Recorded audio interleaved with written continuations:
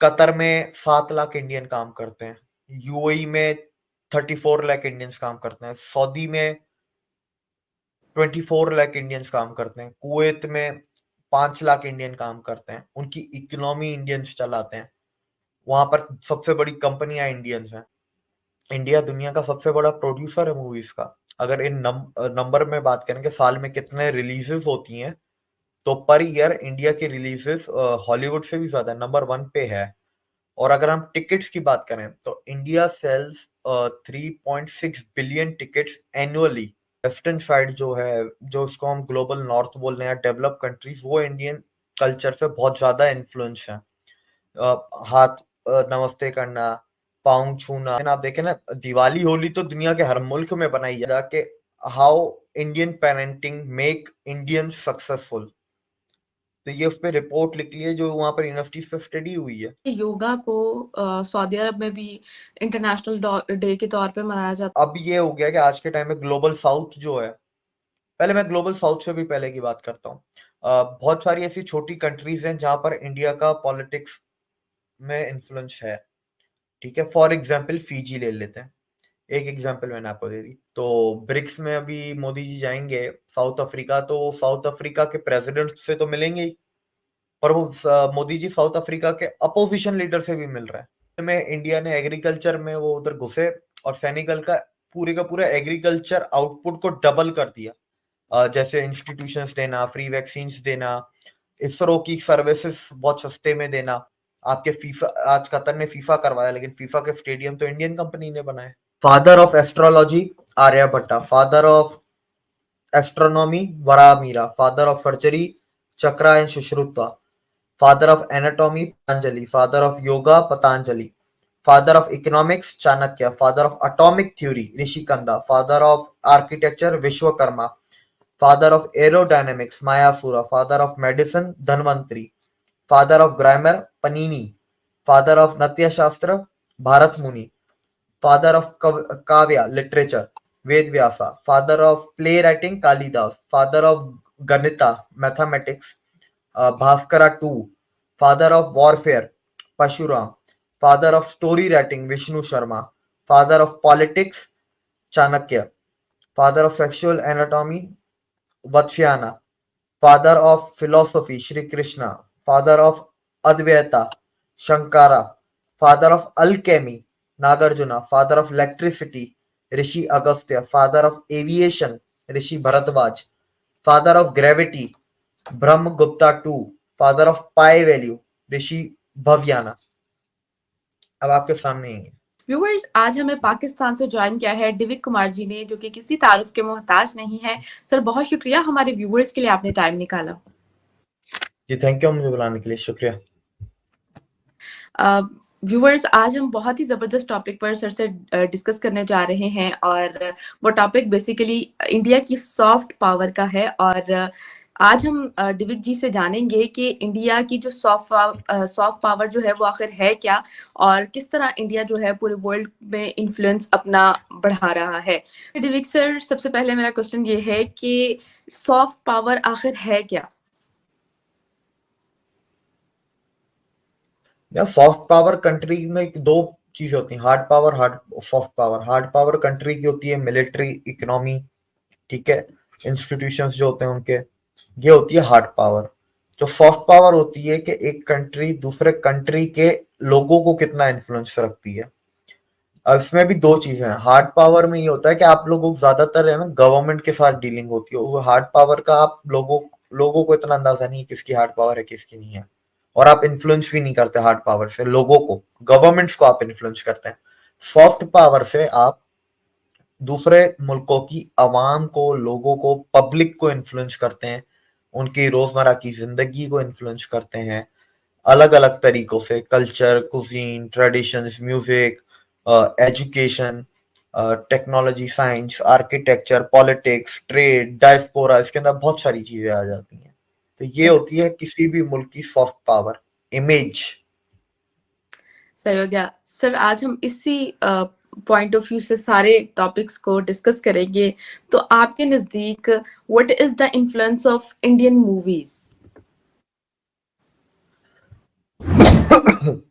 देखिए Indian movies का तो दुनिया भर में इन्फ्लुएंस है, क्योंकि इंडियन मूवीज करीब 90 लैंग्वेजेस में डब होती है।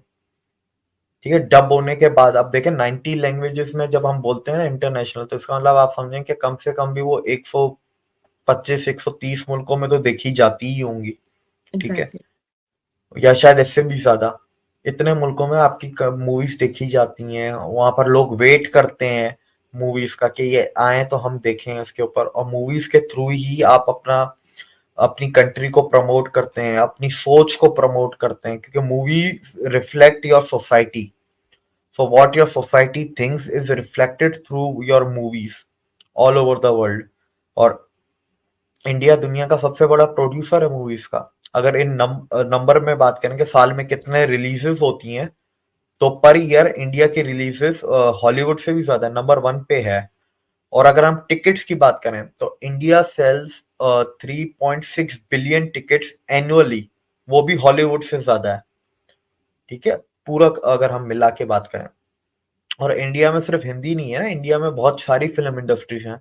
कन्नड़ फिल्म इंडस्ट्री है, मलयालम फिल्म इंडस्ट्री है, तेलुगु है, फिर तमिल है, ओडिया अलग है, नॉर्थ ईस्ट की फिल्म इंडस्ट्री है, बंगाली है, भोजपुरी है, जो 3 स्टेट्स या 3-4 स्टेट्स में वो भोजपुरी फिल्म इंडस्ट्री चलती है, मराठी है, गुजराती है, पंजाबी फिल्म इंडस्ट्री है।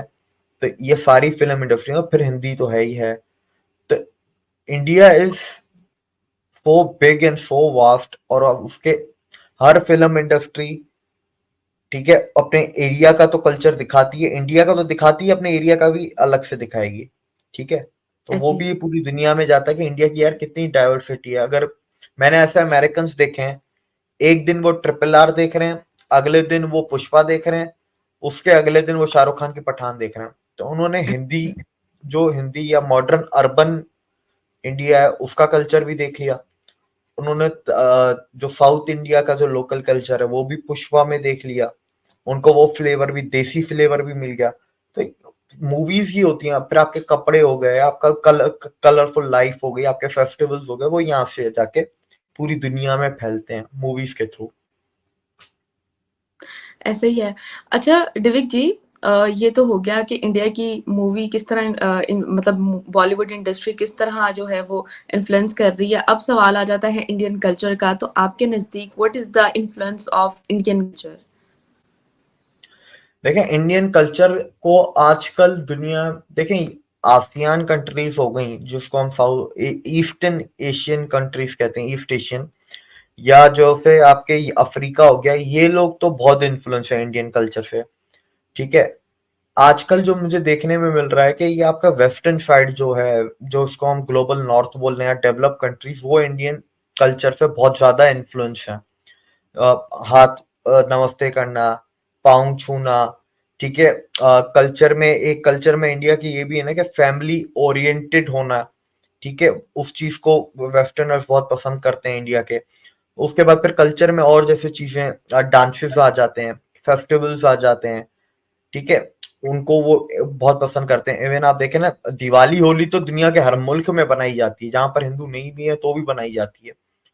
आप अमेरिका में भी देखें, अमेरिका के इस बार जो दिवाली बनाई गई थी और होली मार्च में बनाई गई, इंडियन से ज्यादा तो गोरे थे उस पार्टी में, इंडियन कम थे। तो वो चीजें हैं कि ये आपका कल्चर पूरी दुनिया में जाता है। आप क्या मूवीज के थ्रू वो छोटे छोटे फेस्टिवल्स भी जा रहे हैं, जो आपके रीजनल फेस्टिवल्स होते हैं वो भी दुनिया भर में प्रमोट हो रहे हैं।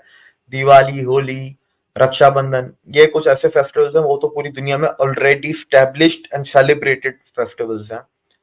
तो कल्चर से दुनिया बहुत ज्यादा, और उसके अंदर संस्कार की बात कर लें, कल्चर से ही संस्कार आते हैं। पेरेंटिंग आती है, पेरेंटिंग भी आपका कल्चर का हिस्सा होता है। तो अमेरिका में एक रिपोर्ट निकली है बाकायदा के, how Indian parenting make Indian successful. तो ये उस पर रिपोर्ट निकली है, जो वहां पर यूनिवर्सिटीज पे स्टडी हुई है।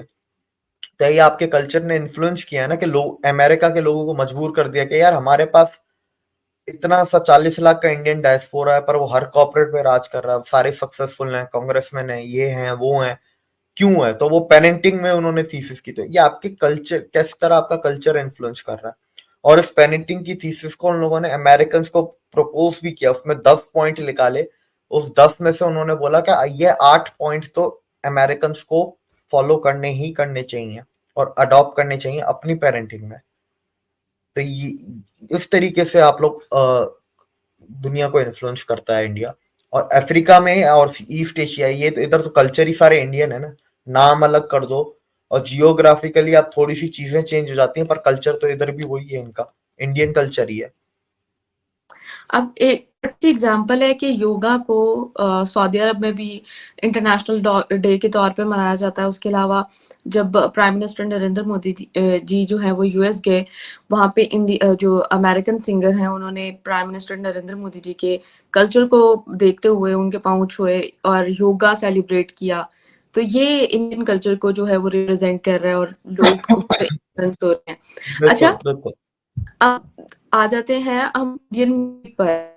सर, आपको क्या लगता है कि what is the influence of Indian music? हम हमेशा से इंडियन म्यूजिक हैं और क्या कहेंगे आप? देखिए, आज के टाइम में तो इंडियन म्यूजिक बहुत प्रोमिनेंट है। इंडियन म्यूजिशियंस और म्यूजिक डायरेक्टर्स या जो आपके म्यूजिक प्लेयर हो जो होते हैं, आपके इंस्ट्रूमेंट प्लेयर्स जो होते हैं, वो तो वर्ल्ड वाइड जा ही रहे हैं, हॉलीवुड में भी काम कर रहे हैं और फ्रेंच इंडस्ट्री में भी काम कर रहे हैं इधर उधर। मैं आपको दो बेसिक सी चीजें बताता हूँ। दुनिया में सबसे पहले म्यूजिकल इंस्ट्रूमेंट्स इंडिया से निकले, सबसे पहले। और एक दो नहीं निकले, बहुत सारे निकले। तबला, हारमोनियम, फ्लूट, ऐसी बहुत सी चीजें लिखी। दूसरी चीज, इट इज साइंटिफिकली प्रूवन कि दुनिया में चाहे कोई भी आवाज है, उस आवाज में 7 सुर होते हैं, सा रे गा मा पा था नी सा। वो इंडिया से निकला है। वो इंडियंस को ऐसे स्टार्टिंग से हजारों सालों से पहले पता था। वो इसके बेसिस पे वो म्यूजिकल और वोकल ट्रेनिंग देते थे और उस वोकल ट्रेनिंग, म्यूजिकल ट्रेनिंग से ही सिंगर्स बनते थे। और इसी म्यूजिक को, इसी पैटर्न को, साइंटिफिक को, वॉइस नोट्स को, जो ये 7 नोट हैं, इनको मद्दे नजर रखते हुए उन लोगों ने इंस्ट्रूमेंट्स डिजाइन किए थे। तो दो कोर चीजें जो दुनिया की हैं म्यूजिक से रिलेटेड, वो इंडिया से निकली, दोनों की दोनों। सर, अब देखिए पाकिस्तान में जो सूफीज़्म है, वो भी काफ़ी हद तक जो है वो इन्फ्लुएंस रखता है। और क्या कहेंगे कि हिंदुस्तान और पाकिस्तान में डिफरेंस, यानी कि वहाँ का तो म्यूज़िक बहुत अच्छा है, हर चीज़ बहुत अच्छी है। तो पाकिस्तान में भी सूफीज़्म को बहुत ज़्यादा जो है वो एनकरेजमेंट मिली है। जिस तरह पाकिस्तानी सोसाइटी है उस हिसाब से तो काफ़ी लोग उसको उनको इनकरेज कर चुके हैं। नूरजहाँ और ये अंदरून सारा लोग सूफीज़्म को सीखने के लिए यहाँ पर आते हैं। आप इस बारे में क्या कहेंगे? कौन से लोग आते हैं, ये तो मैं भी जानना चाहता हूँ। कवाली पाकिस्तान की मशहूर है, बाकी क्या मशहूर है पाकिस्तान का? सूफीज्म मुझे तो नहीं लगता मशहूर है, और पाकिस्तान में कोई नहीं आता। उल्टा पाकिस्तान से लोग, आपको पता है, कवाली, सिर्फ कवाली सीखने के लिए इंडिया गए हैं। वही, ये कल्चर उधर से आया है या फिर ये हमने बनाया है? इट डजंट मैटर के द कैटेगरी ऑफ म्यूजिक के, ये म्यूजिक की कैटेगरी है, ठीक है, qawwali, a form of singing, ये कहाँ से इन्वेंट हुआ है, दैट डजंट मैटर। और मेरे ख्याल से, मुझे इसका सही जवाब भी नहीं पता, तो मैं अभी बता भी नहीं सकता। मेरे दिमाग में ईरान चल रहा है, पर पता नहीं इसका सही जवाब क्या होगा। मुझे ईरान लग रहा है, पर मुझे एग्जैक्टली नहीं पता कि ये कवाली कहाँ से ओरिजिनेट हुई थी। But the core of qawwali तो वही है ना, 7 सुर इंस्ट्रूमेंट है, वो तो इंडिया से ही आया। ऐसे ही है। तो sir, what is the influence of Indian diaspora? क्या कहेंगे? इंडियन डायस्पोरा को तो आपने देख ही लिया। इंडियन डायस्पोरा के ऊपर तो फिर पूरी दुनिया ही पागल हुई हुई है आजकल। इंडियन डायस्पोरा किस तरह इन्फ्लुएंस रखती है और करती है कल्चर को, वो दो चीजें होती है ना। एक होता है देखना, मैं आपको बिजनेस टर्म्स में समझाऊं कि बिजनेस में होता है कि आप स्टोर में जब चीजें रखते हैं ना, तो आई वैल्यू से देख के लोग कितनी चीजें खरीद रहे हैं किसी स्टोर में। और किसी स्टोर में एक पर्सनल एक्सपीरियंस टच है, जहाँ लोग चीजों को, प्रोडक्ट को छू सकते हैं, एक्सपीरियंस कर सकते हैं, वहां पर वो कितना खरीद रहे हैं। तो डायस्पोरा इज लाइक कि वो देखना, छूना, प्रोडक्ट को एक्सपीरियंस करना। तो जब डायस्पोरा जाता है, वो अपना कल्चर, फेस्टिवल भी तो साथ ही लेके जाते हैं ना। तो वो जब लेके जाते हैं, तो वो वहाँ के जो गोरे होते हैं, वो क्या, वहाँ के जो लोकल होते हैं, वो पर्सनल एक्सपीरियंस और वो टच और वो सब उनको मिलता है, पहली चीज। दूसरी चीज, हाईली सक्सेसफुल होंगे, सोसाइटी में कंट्रीब्यूट करते हैं, ठीक है, तो जो कंट्रीब्यूट आप किसी भी सोसाइटी में करोगे तो आपका नाम तो होगा ना। फिर लेकिन इंडियन डायस्पोरा पूरा का पूरा ही कंट्रीब्यूट कर रहा था, वो फिर मुल्क का नाम हो जाता, फिर वो एक इंडिविजुअल का नाम नहीं जाता कि 40 लाख के 40 लाख अगर अमेरिका में वहां पर कंट्रीब्यूट कर रहे हैं तो वो फिर इंडिया का भी नाम होता है, वो इंडिविजुअल का नाम कम हो जाता है फिर। ये एक चीज होती है। तीसरी चीज, Indians can decide who can win और who can not in few countries right now. America में दोनों पार्टीज लड़ती हैं कि इंडियन वोट किसको मिलेगा। सिमिलरली ऑस्ट्रेलिया में और यूके में भी ऐसे ही होता है, और कनाडा में। ये चार मुल्क में इंडियन कम्युनिटी इतनी तादाद में है कि वो they can decide the faith of political parties के कौन जीतेगा कौन नहीं जीतेगा। वो मतलब इतना असर रसूख अपनी वोटिंग पावर, क्योंकि वो नंबर ह्यूज क्वांटिटीज में होता है, ह्यूज नंबर्स में, इसकी वजह से। सही हो गया। दिव्य जी, आप क्या कहना चाहेंगे इंडियन पॉलिटिक्स के इन्फ्लुएंस को? What is the influence of Indian politics? देखिए, इंडियन पॉलिटिक्स में इन्फ्लुएंस तो हिस्ट्री में तो बहुत रहा है इंडिया का, क्योंकि आपको पता है वही आपके 15-16 टुकड़े जो इंडिया के हुए, वो इन्फ्लुएंस बहुत रहा है इंडिया का। लेकिन अब ये हो गया कि आज के टाइम में ग्लोबल साउथ जो है, पहले मैं ग्लोबल साउथ से भी पहले की बात करता हूँ। बहुत सारी ऐसी छोटी कंट्रीज हैं जहां पर इंडिया का पॉलिटिक्स में इन्फ्लुएंस है। ठीक है, फॉर एग्जाम्पल फिजी ले लेते हैं, एक एग्जाम्पल मैंने आपको दे दी। अब ग्लोबल साउथ है, ग्लोबल साउथ में अब ये है कि इंटरनल पॉलिटिक्स में क्या होगा क्या नहीं होगा, ये इतना इन्फ्लुएंस इंडिया नहीं रखता, और इंडिया रखेगा भी नहीं कभी, क्योंकि वो India never interferes into internal matters of any country. पर वो दो कंट्री के पॉलिटिक्स जो होती है ना, उस पे वो जरूर करेगा। क्या कहते हैं, मीडिएशन हो गई, या बीच में आके कुछ ना कुछ करेगा, सुलह मुका करवाएगा, दोस्ती होगी तो और पक्की करवा देगा, दुश्मनी होगी तो दोस्ती करवा देगा। ग्लोबल साउथ का लीडर जब बन जाएगा, बन गया है ऑलरेडी, अब वो कर रहा है ना काम। आपको शायद नजर ना आ रहा हो, पर अफ्रीका में काफी हद तक ये चल रहा है। फॉर एग्जाम्पल अभी ब्रिक्स है, तो ब्रिक्स में अभी मोदी जी जाएंगे साउथ अफ्रीका, तो साउथ अफ्रीका के प्रेसिडेंट से तो मिलेंगे ही, पर वो मोदी जी साउथ अफ्रीका के अपोजिशन लीडर से भी मिल रहे हैं। और यही हुआ ऑस्ट्रेलिया में, ऑस्ट्रेलिया में भी मोदी जी अपोजिशन के लीडर से भी मिले, एंथनी अल्बनीसी से तो मिले, पर अपोजिशन वाले से भी मिले। तो ये क्या होता है, ये एक तरीके का इन्फ्लुएंस आप करते हो वहां की लोकल पॉलिटिक्स को। बिल्कुल ठीक कहा। अच्छा दिव्य जी, ये बताइएगा what is the influence of Indian trade? Indian trade का क्या इन्फ्लुएंस है, और इंडियन फॉरेन पॉलिसी को अगर देखा जाए तो क्या कहेंगे? इंडियन ट्रेड का, देखिए फॉरेन पॉलिसी आपका उसी में पॉलिटिक्स में आ गया। अब इंडियन ट्रेड पे आ जाते हैं। इंडिया, हाँ ये है कि फॉरेन पॉलिसी का ट्रेड पे इन्फ्लुएंस होता है, पर अब ट्रेड का दुनिया पे इन्फ्लुएंस ऑफ इंडिया का बनना शुरू हो गया है, जो गायब हो गया था। There was a time where India used to control 33% of world GDP.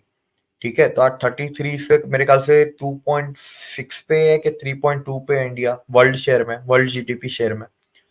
तो अब वो बढ़ रहा है आहिस्ता आहिस्ता, तो वैसे तो ट्रेड में वो कैचअप कर लेगा, पर by investments and by line of credits, by giving loans, by doing developing projects in developing countries, इसके थ्रू इंडिया बहुत ज्यादा अपनी सॉफ्ट पावर बना रहा है और इन्फ्लुएंस बना रहा है। फॉर एग्जांपल अफ्रीका, अफ्रीका में सेकंड लार्जेस्ट इन्वेस्टर इंडिया है आफ्टर चाइना।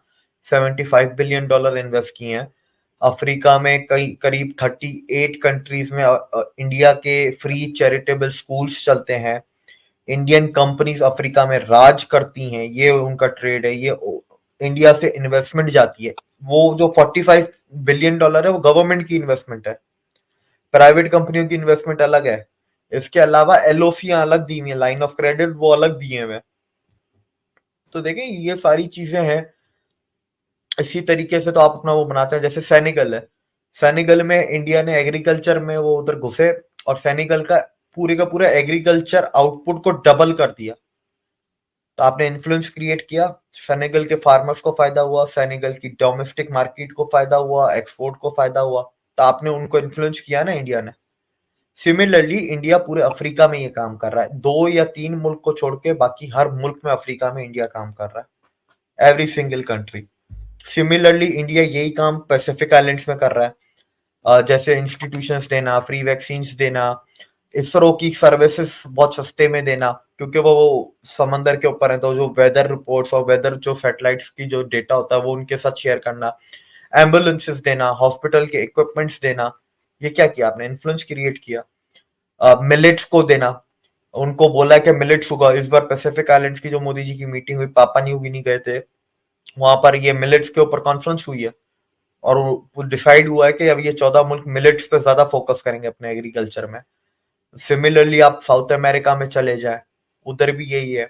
आप मिडिल ईस्ट में चले जाएं, कतर में 7 लाख इंडियन काम करते हैं, यूएई में 34 लाख इंडियंस काम करते हैं, सऊदी में 24 लाख इंडियंस काम करते हैं, कुवैत में 5 लाख इंडियन काम करते हैं। उनकी इकोनॉमी इंडियंस चलाते हैं, वहां पर सबसे बड़ी कंपनियां इंडियंस हैं।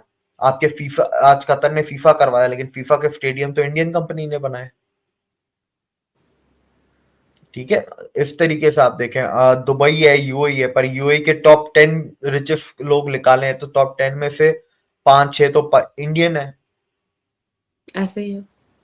तो आप इस तरह इन्फ्लुएंस करते हैं। और इंडिया ने सिर्फ यूएई में, इंडियन लोगों की बात कर रहा हूँ, ठीक है, गवर्नमेंट की नहीं, सिर्फ इंडियन लोगों ने यूएई के अंदर बिजनेसेस ने $85 बिलियन की एफडीआई दी है, प्राइवेट बिजनेसेस ने यूएई में $85 बिलियन। तो आप सिमिलरली आप सऊदी चले जाएं, सऊदी में अभी ये नए प्रोजेक्ट बन रहे हैं, नियोम बना रहा है, वो ये कर रहा है, वो कर रहा है।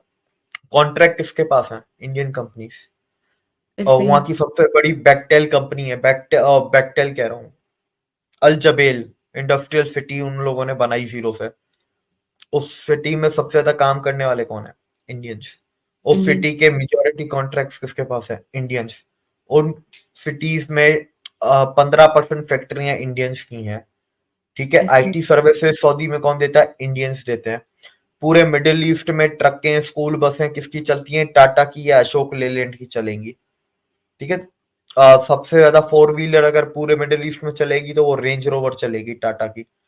तो आप इस तरह से इन्फ्लुएंस क्रिएट करते हैं हर मुल्क में। इसके अंदर प्राइवेट बिजनेसेस, आम आदमी जो आपका डायस्पोरा है, प्लस गवर्नमेंट जो ट्रेड डील्स करती है, एफटीए करती है, फॉरेन पॉलिसी, सब मिलके हैंड इन हैंड काम करते हैं। ऐसा ही है।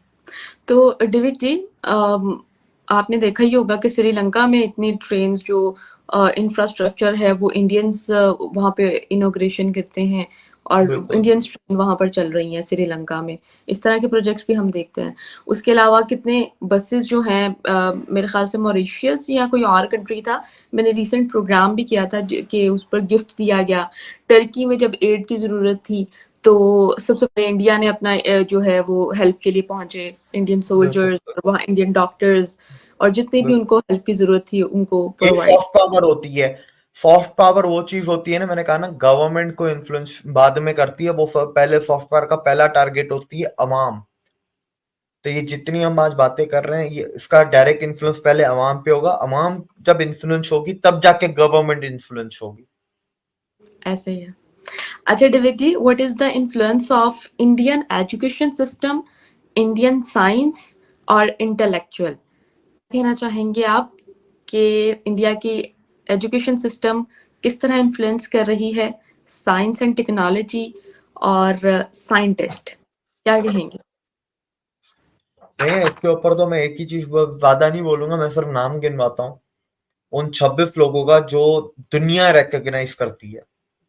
और ये सिर्फ अभी 26 हैं, ऐसे 2600 और हैं जिसपे फ्यूचर में इंडिया काम कर रहा है और दुनिया रिकॉग्नाइज करेगी। पर करंटली मैं उनके नाम लूंगा जिनको दुनिया रिकॉग्नाइज करती है।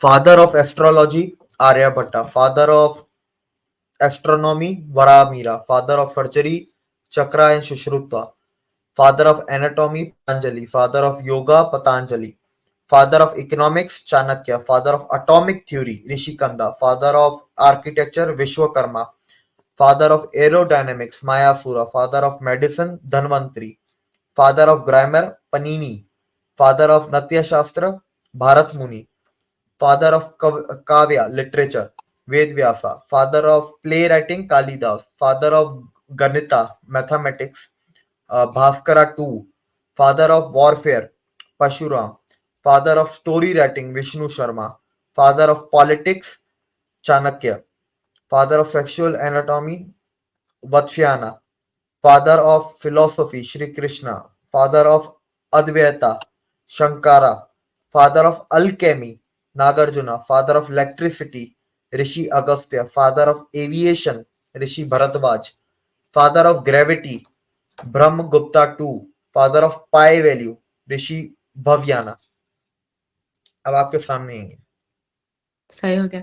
तो यानी कि इंडिया के इन्फ्लुएंस इसलिए भी बढ़ रहा है कि इस वजह से कि उनकी एजुकेशन सिस्टम, उनके साइंटिस्ट और उनके इंटेलेक्चुअल जो हैं वो अपने मुल्क को इन्फ्लुएंस करने में बहुत अच्छा रोल प्ले कर रहे हैं। मैंने आपको ये जो भी नाम गिनवाए, ये नाम मेरे ख्याल से सबसे अगर अर्लीस्ट भी मैं देखूं तो इसके अंदर भास्करा टू है जो 1000 साल पहले थे। ठीक है, तो ये हजारों साल पहले की बात कर रहा हूँ जिसे दुनिया आज रिकग्नाइज करती है कि इन फील्ड्स में ये फादर थे दुनिया में। तो आप ये सोचें कि अभी तो ऐसी हजारों फील्ड्स, हजारों चीजें और हैं जिसपे इंडिया के फादर हैं, इन्वेंशंस हैं। लेकिन ये कि वो वही बात है ना, इन्वेजन, कॉलोनाइजेशन और ये जो हमारी यूनिवर्सिटियां जला दी गई तो सारा डेटा चला गया। तो अब हमें 3 गुना ज्यादा मेहनत करनी पड़ती है दुनिया को मनवाने के लिए। तो आज मैंने सिर्फ 26 वो नाम लिए जिसे दुनिया मानती है। जिसे नहीं मानती लेकिन वो हैं, उनका तो नाम मैंने लिया ही नहीं अभी। सही हो गया। अच्छा सर, अब बात कर लेते हैं हम इंडियन लैंग्वेज की। तो what is the influence of Indian language, क्या समझते हैं आप इस बारे में? देखिए, इंडिया में दुनिया की सबसे ज्यादा लैंग्वेजेस बोली जाती हैं और ऐसी बात है, आपको पता है काफी ऐसे मुल्क हैं जहां पर Bhojpuri is the most spoken language, या सेकंड स्पोकन लैंग्वेज भोजपुरी है। मेरे ख्याल से पता नहीं मॉरिशस है कि पता नहीं कौन सा ऐसा कैरिबियन आइलैंड है, तो उधर भोजपुरी सबसे ज्यादा बोली जाती है। अफ्रीका में गुजराती और सिंधी बहुत बोली जाती है। लेकिन मैं आपको बेसिक चीज बता देता हूँ, संस्कृत, ठीक है, दुनिया की सबसे पुरानी लैंग्वेज। ये अब फिर लोग बोलेंगे तमिल पुरानी है, लेकिन संस्कृत सबसे पुरानी है। ठीक है, एक तो ये कंफ्यूजन इंडियन से खत्म नहीं होगा संस्कृत और तमिल का, इसी पे लड़ लड़ के मर जाएंगे। तो दुनिया में संस्कृत वो लैंग्वेज है जो मदर ऑफ द लैंग्वेजेस बोली जाती है, उसको सबसे एक्यूरेट लैंग्वेज बोला जाता है साइंटिफिकली। वो एक्यूरेट लैंग्वेज भी है। मदर ऑफ लैंग्वेजेस क्यों बोला जाता है? क्योंकि दुनिया में फिर मोर देन 50% जो लैंग्वेजेस आज के वक्त हैं दुनिया में, वो कहीं ना कहीं उनका रूट, उनका ओरिजिन जो है वो संस्कृत से निकल के आता है। जो उसका अगर आप फैमिली ट्री चार्ट बनाने बैठेंगे ना तो सबसे टॉप पे संस्कृत आएगा। तो दुनिया में ऐसी 50% प्लस लैंग्वेजेस के जो फादर या मदर बोल रहे हैं वो संस्कृत है। इन्फ्लुएंस क्या है, मैं थोड़ा सा एक अगर दे दूं तो Cambodia, Laos, Myanmar, Nepal, Sri Lanka, Thailand, इन कंट्रीज के जो नेशनल मोटो हैं वो संस्कृत में है। और इंडोनेशिया का तो foreign ministry, finance ministry, attorney general, supreme court, air force, military, army, navy, police, इन सबके मोटो संस्कृत में है। तो सिर्फ इंडिया रिकग्नाइज नहीं करता, ये सारी कंट्रीज, और ये जितनी भी कंट्री के नाम लिए सारे इंडिया के टुकड़े। मैं कुछ और एग्जांपल देता हूँ। बुद्धिज्म इंडिया से निकला, ठीक है, बोधि धर्म आपके माइग्रेट करके गए चाइना। उन्होंने वहां पर बोधि धर्म जब गए तो वो बुद्धिज्म से जैन, चांद बुद्धिज्म हो गया, चांद से वो जापान गया तो जैन बुद्धिज्म हो गया। जो जापान का अपना जो वहां पर जो था, एक समझ लें आप, फेथ था, वो गणेश को पूजा करते हैं, वो सरस्वती की पूजा करते हैं, उनके नाम अलग हैं। सरस्वती को बेंजाइतन बोलते हैं और पूजा उसी की करेंगे। सिमिलरली अगर आप जोरिस्टियन पारसियों में जाएंगे तो पारसियों में भी सरस्वती की पूजा करते हैं पर उसका नाम कुछ और दिया हुआ है। थाईलैंड में जाएं, थाईलैंड के कैपिटल का नाम क्या है? अयोध्या। राजा का नाम क्या है? रामा। ठीक है, तो और एयरपोर्ट के, बैंकॉक के, जब आप एयरपोर्ट पे उतरेंगे ना, बैंकॉक का जो बड़ा वाला एयरपोर्ट है, नाम मैं भूल गया, उस पर आप उतरेंगे तो आप उसको, उस एयरपोर्ट पे आप जब बाहर जा रहे होंगे तो आपको पूरी समंदर मंथन की पूरा स्टैचू है बैंकॉक एयरपोर्ट पे। तो वो अपने रूट्स को नहीं भूले, भले वो आज बुद्धिस्ट है लेकिन वो अपने हिंदुइज्म के रूट्स को नहीं भूले हैं। साउथ कोरिया, आपको पता है साउथ कोरिया 80% एथियस्ट है, पर 60 उस 80% एथियस्ट और 60% पॉपुलेशन साउथ कोरिया की एथियस्ट होने के बावजूद अपने आप को मानती है कि हम माँ सीता के वंशज हैं। We are related to lord Ram and lord माँ सीता। तो वहां से वो ये चीज आज के तारीख की मैं बता रहा हूँ जो ये लोग मानते हैं।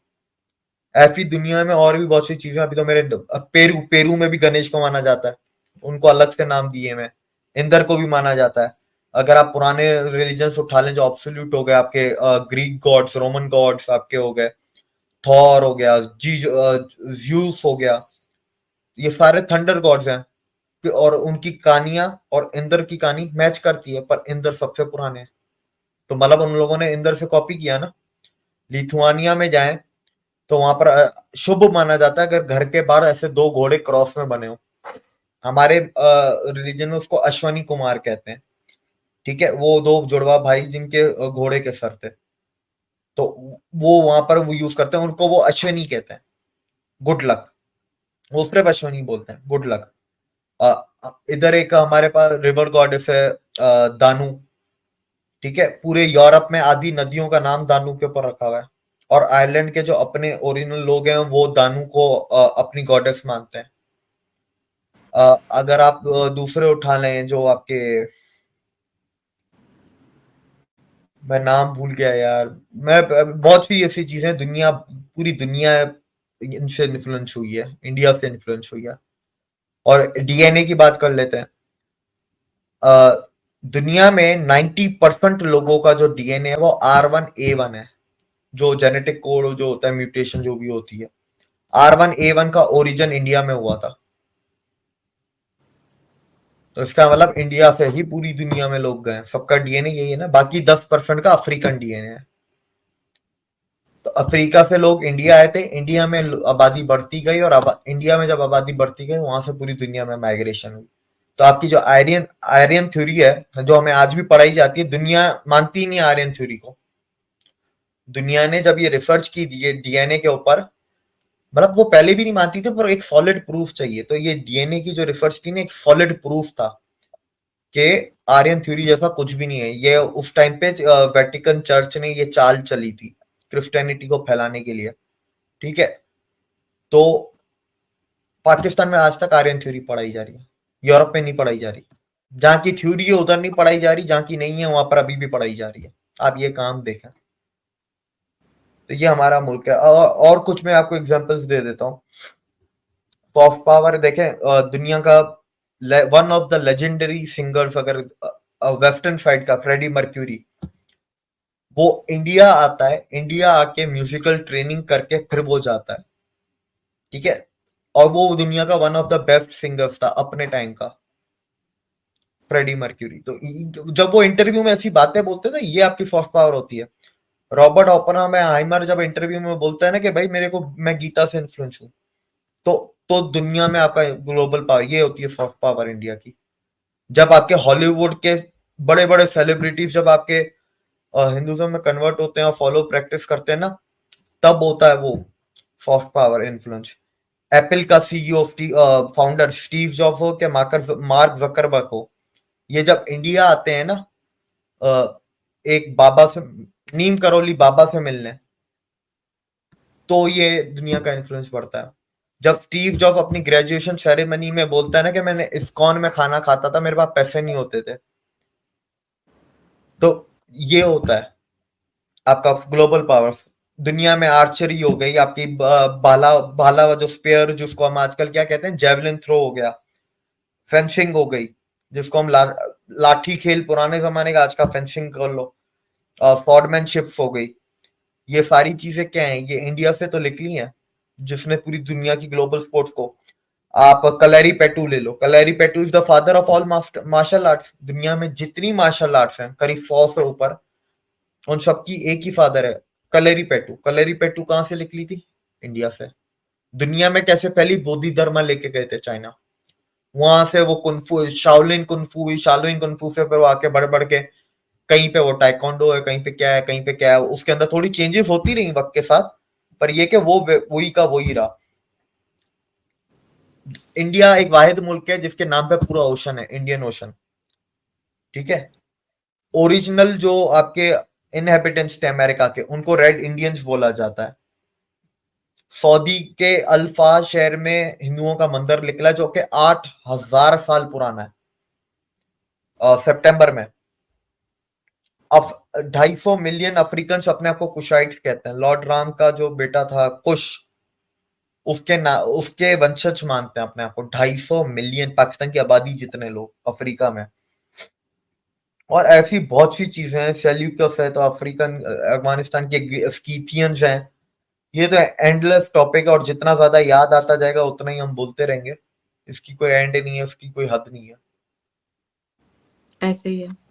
अच्छा, अच्छा डिविक जी, मेरा लास्ट आपसे क्वेश्चन ये है कि what is the influence of Indian cuisine, क्या कहेंगे आप? देखिए, रिसेंटली दुनिया में 5th most popular cuisine Indian cuisine आई थी। यूके में सबसे ज्यादा इंडियन रेस्टोरेंट है, 6,500। यूके की नेशनल डिश बटर चिकन है। ठीक है, तो इंडियन कुजीन का दुनिया में एक अलग ही लेवल है। इवन जो मुझे बहुत अच्छी बात लगी ना, मैं मास्टर शेफ पूरी दुनिया के देखता हूँ। आपको अगर नहीं पता तो दुनिया में करीब 40-50 मास्टर शेफ हैं, हर मुल्क का अपना। शुरू शुरू के सीजन्स में ना इंडियन कुजीन नहीं होती थी, लेकिन आज के आप लेटेस्ट सीजन्स देखें ना, पिछले 2-3 साल के, उन मास्टर शेफ में एक पूरा डेडिकेटेड एपिसोड होता है। और वहां के जो भी लोग होते हैं, पार्टिसिपेंट्स होते हैं, उनको बोला जाता है आपको इंडियन कुजीन बनानी है, इज्जत मिलती है। फ्रेंच कलनरी स्कूल जो है, वहां पर इंडियन कुजीन के ऊपर प्रॉपर एक कोर्स है, पूरा प्रॉपर। ठीक है, और इंडियन कुजीन साइंटिफिकली प्रूवन है कि इंडियन कुजीन जो है वो सेहत के लिए और सेहत को बेहतर कर लेती है। फॉर एग्जाम्पल, मैं 2-3 एग्जाम्पल देता हूँ। हल्दी का तो आपको पता ही है, उसकी जो मेडिकल प्रॉपर्टीज हैं।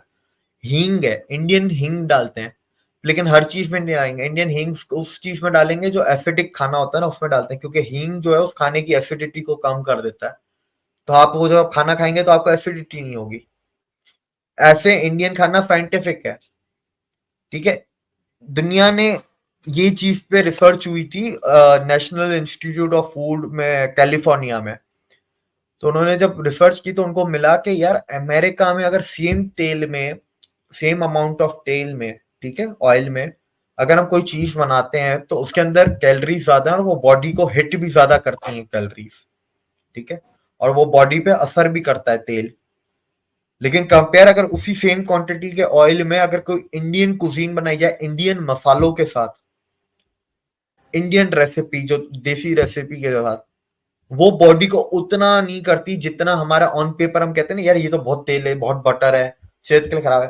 पर वो बॉडी को इतना हिट नहीं करती, क्योंकि वो जो मसाले होते हैं वो साइंटिफिकली किसी ना किसी तरीके से वो उसको एडजस्ट कर देते हैं। हींग का मैंने आपको एक एग्जांपल दिया, मैं इसके अंदर एक्सपर्ट नहीं हूं, नहीं तो डिटेल में मैं आपको समझाऊं। मुझे 1-2 एग्जांपल पता है तो वो मैंने आपको बताया। तो ऐसी बहुत सी चीजें हैं। आपने एक 2-3 और, मेरे एक दिमाग में एक और चीज आई। आपने वो देखा होगा कि हिंदू लेडीज जो हैं वो पैर की उंगली में भी एक रिंग पहनती हैं।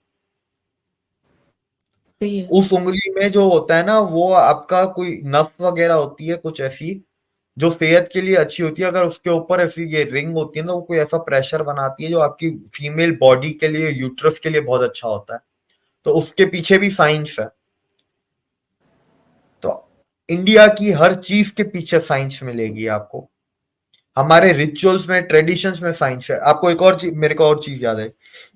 हवन पूजा जो होती है, ठीक है, हवन का जो सारे जो होती है ना, जो भी सामान लाया जाता है, लकड़ी हो गई, तेल लाओ, ये वाले फूल लाना और ये वाला तेल लाना, ये चीजें, ये करके बड़ी स्पेसिफिक डिटेल्स होती हैं और क्वांटिटी भी बड़ी स्पेसिफिक महाराज बताएंगे, पंडित बताएगा। इसके ऊपर एक जर्मन थे, उन्होंने रिसर्च की थी 1800s में, 1850s के 60s में वो इंडिया आए थे, उन्होंने रिसर्च की। तो उनको ये मिला कि ये भी साइंटिफिक है। जो हवन का जो धुआं निकलता है वो बेसिकली पोल्यूशन नहीं है, उस धुएं से 5 किलोमीटर के रेडियस में मच्छर मर जाते हैं, और वहां पर जितने भी वायरस होंगे तो वो भी खत्म हो जाएंगे, अगर फॉर एग्जाम्पल वायरस हैं तो ये चीज मैंने पढ़ी तो मेरे दिमाग में एक दफा आया भी था कि यार कोविड हुआ है, मैं कहता हूँ पूरे इंडिया में हर घर में हवन करवा दो, कोविड अपने आप खत्म हो जाएगा। तो और ये जर्मनी की रिसर्च है, ये भी देख लें। हमारे एक इंडियन और पाकिस्तानियों का एक ये भी मसला है ना, गोरे का ठप्पा लगेगा तो मानेंगे। तो मैं जर्मन का इधर स्पेसिफिकली बता रहा हूँ कि ये जर्मनी की अपनी रिसर्च हुई है इंडिया के हवन के ऊपर, कि वो भी साइंटिफिक है। इधर हर चीज साइंटिफिक होती है। सही हो गया। यानी कि इंडिया के कल्चर के पीछे भी साइंस है, सिविलाइजेशन के पीछे भी साइंस है, और म्यूजिक के रिलीजन। पीछे भी साइंस है। बिल्कुल। म्यूजिक के पीछे भी साइंस है। इधर आपके एजुकेशन में भी तो है ही, बाकी तो हर चीज में साइंस है। कल्चर में भी साइंस है, रिचुअल्स में, फेस्टिवल्स में। पटाखे क्यों फोड़े जाते हैं आपको पता है? मेरे ख्याल से अपनी खुशी को सेलिब्रेट करने के लिए, या जो इसके आप। पीछे भी साइंस है।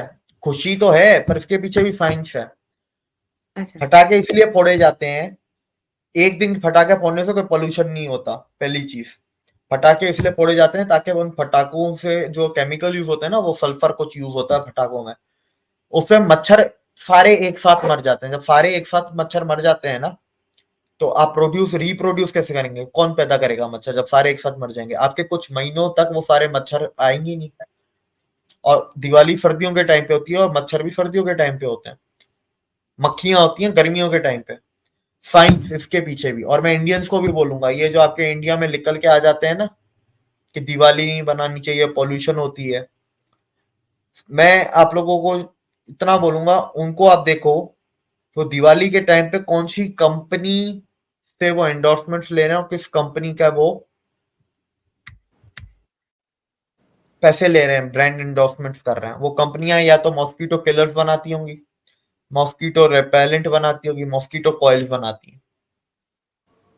और यही लोग बोलेंगे कि पोल्यूशन होता है दिवाली पे। ठीक है? तो अच्छा, बहुत सी चीजें इंडिया में तो इतना गंदे में कि क्या बताऊं, इतना कबाल इंडिया के अंदर घुसा हुआ है ना ये, बस अब क्या बताएं। अच्छा डिविक जी, एक और सवाल, एक आखिरी सवाल है आपसे। व्हाट इज अखंड भारत? आपके नजदीक अखंड भारत है क्या? अखंड भारत इंडिया प्लस उसके 15-16 टूटे हुए टुकड़े हैं, जिसको इंडियन यूनियन के शेप में आ जाना चाहिए।